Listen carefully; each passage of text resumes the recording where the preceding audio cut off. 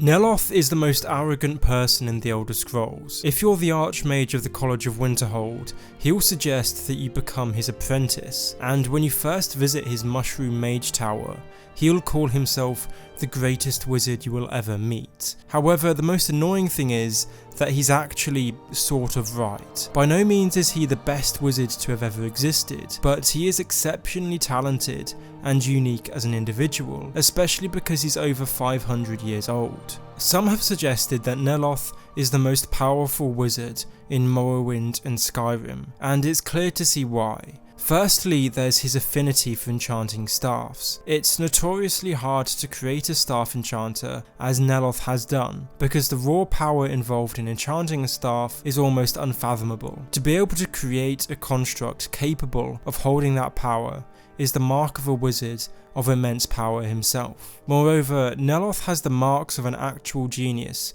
due to his curiosity. His current research into Ashspawn and Heartstones has enabled him to make great strides in his magical capabilities, seen through his ability to summon Ashspawn. Moreover, there's the potential that he might become much more powerful in the near future using the Heartstones. As Neloth notes, the Heartstones he's been investigating might have drawn their power from the heart of Lorkhan, because the stones were nestled in close proximity to it in Red Mountain before it erupted. Neloth mentions that he tried placing one of these hearts in his former assistant, a woman called Idari Sarathril, but his operation on her failed and she seemed to die. However, in actuality she survived, and the Heartstone, although put in her incorrectly, did increase her magical powers and turned her into a formidable mage. It is Neloth's plan to eventually put a Heartstone in his own chest, the same way that a forsworn Briarheart has their heart replaced with an enchanted Briarheart by a Hagraven, and in doing so Neloth hopes to greatly increase his powers. And it's understandable why he would think that this would increase his powers. If the Heartstones are imbued with power from the heart of Lorkhan, then that means they contain the power of a god. So potentially Neloth might become as powerful as demigods such as Vivec or Sothasil were back in the day. It remains to be seen whether Neloth will be successful, but nonetheless his curiosity and spirit of endeavour are the hallmarks of a genius. Neloth also mentions that after performing this surgery and finishing his research on Solstheim, he will move back to Vvardenfell and presumably resume his leading role in House Telvanni. Many don't know that Neloth was actually in the Elder Scrolls III Morrowind as one of the leaders of the great House of Telvanni.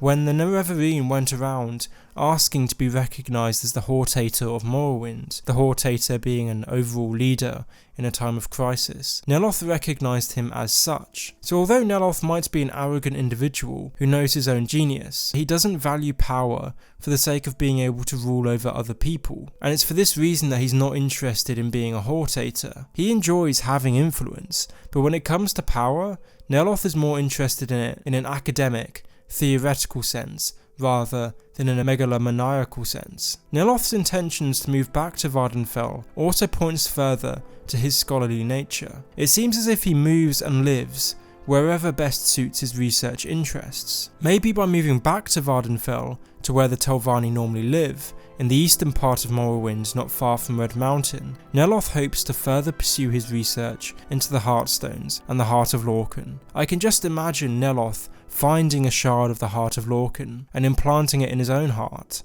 That would be pretty cool. Further proof of Neloth's expertise in the arcane arts is found in the game Morrowind as well. He is an expert on conjuration, as he is keen to tell you, and has great knowledge of Daedric artifacts. Neloth used to possess Mehrunes Razor many years ago, presumably before it was shattered, and as the player knows from playing the Dragonborn DLC, he also has possession of a few of Hermaeus Mora's black books, which contain forbidden knowledge. And it is of course fitting that Neloth would be interested in Hermaeus Mora most of all. He is the Daedric Prince of Knowledge, and the fact that Neloth hasn't gone mad from studying the Daedric Prince, as most others such as Septimus Signus have, is again a sign of his higher intellect. Another aspect of his intelligent character is that he is aware of the danger behind studying the Daedra. Whereas most simply study the Daedra with little regard for their own safety, Neloth is quite self-aware. When the player re-emerges from a black book, he will look for symptoms such as incipient madness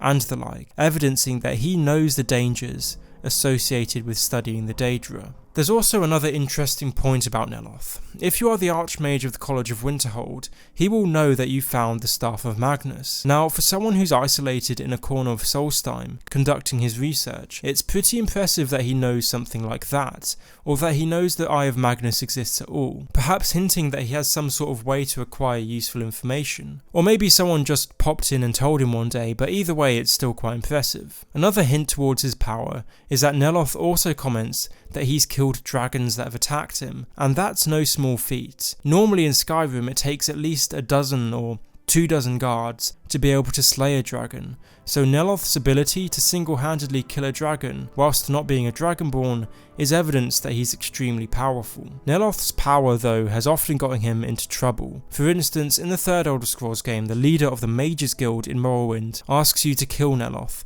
and the other leaders of House Telvanni because they are such a rival to the Mages Guild and are often a nuisance. Perhaps a strange thing to bring up is that Neloth actually appears to be younger in Skyrim than in Morrowind. This is probably just down to design choices and the capabilities of the Skyrim engine compared to the Morrowind engine, but it could well be that Neloth's Canis root tea or another herb he ingests might make him more youthful and reverse the aging process, because for a 500-year-old wizard, he really does look quite young. To sum Neloth up, he seems to be a genuine genius because he's an extremely skilled, old and powerful wizard with an affinity for enchanting and Daedric artifacts. But he isn't just powerful, he has a curious attitude that lends itself well to his endeavour to research as much as possible about magic and the Elder Scrolls universe. Dunmer also have incredibly long lifespans, so hopefully we'll see Neloth again in the Elder Scrolls 6, and maybe he'll be even more powerful then, having implanted a Heartstone in his chest to harness the power of the Heart of Lorkhan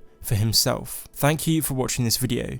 If you want to see more videos on Elder Scrolls idiots and geniuses, then please do check out the playlist I made on my channel of all my videos in those series so far. If you want to see more Elder Scrolls lore generally, then please do feel free to check out my channel and subscribe. I'd also like to take this opportunity to thank my patrons. They really do help me out. For pledging $2 a month, patrons get access to draft scripts before a video is released, and as I said, their support helps me out loads. Anyway, comment down below what genius or idiot you want me to investigate next, and I'll see you in the next one.